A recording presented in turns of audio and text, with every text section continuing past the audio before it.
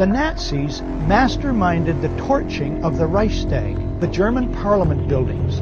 On February the 27th, 1933, Hitler and his henchmen designate the communists as the villains and label them terrorists.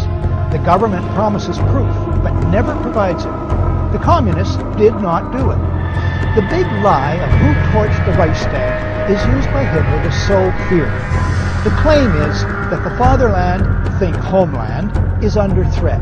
He then is free to launch preemptive strikes against other countries and wage a world war sold as patriotic. That they did so is historical fact. Portrayed best in William L. Shirer's masterpiece, The Rise and Fall of the Third Reich. En 1962, pour légitimer une guerre contre Cuba, l'état-major interarmé des États-Unis avait envisagé des attentats terroristes contre sa propre population.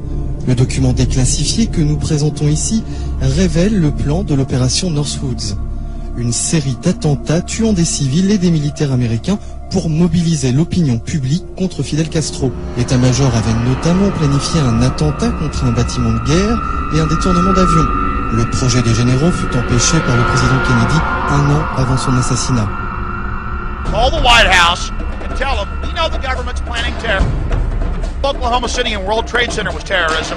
We know the Joint Chiefs of Staff wanted to blow up airliners, Baltimore Sun. If you do it, we're going to blame you, so we know who's up to it. Or if you let some terrorist group do it, like the World Trade Center, we know who to blame.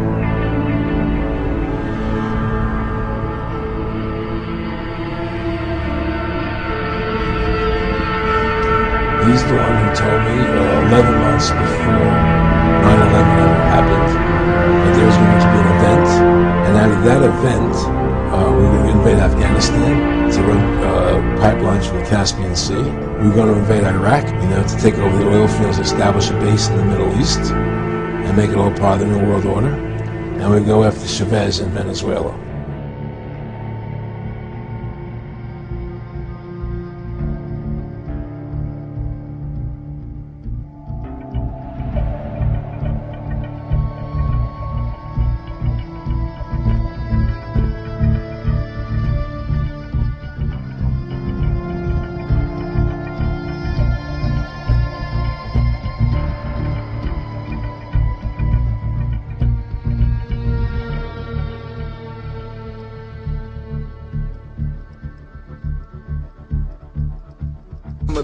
Osama bin Laden, Osama bin Laden, bin Laden, Osama bin Laden, Al Qaeda, Al Qaeda, Al Qaeda, Al Qaeda, 9/11, Al Qaeda's, Osama bin Laden, bin Laden. Even bin Laden's displays of strength for the Western media were faked.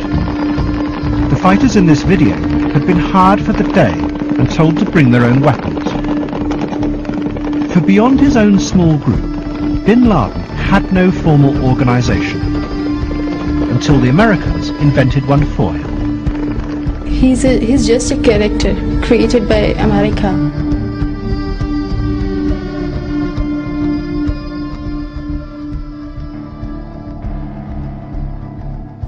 And it wasn't until I was out of the Foreign Service, when my appointment had been terminated for unspecified, that I learned from three good sources.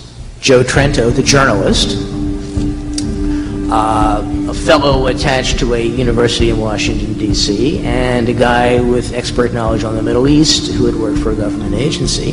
They said, it's very simple. The CIA and its asset Osama bin Laden were recruiting terrorists for the Afghan war.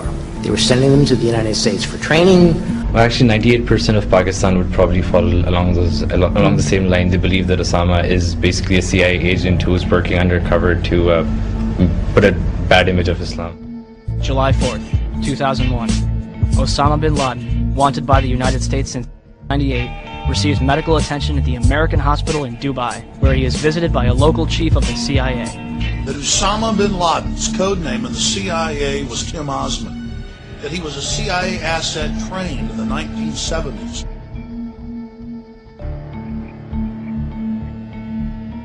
This man is an operative and was an operative for the U.S. government, and if you are revering him, you are actually helping the criminals.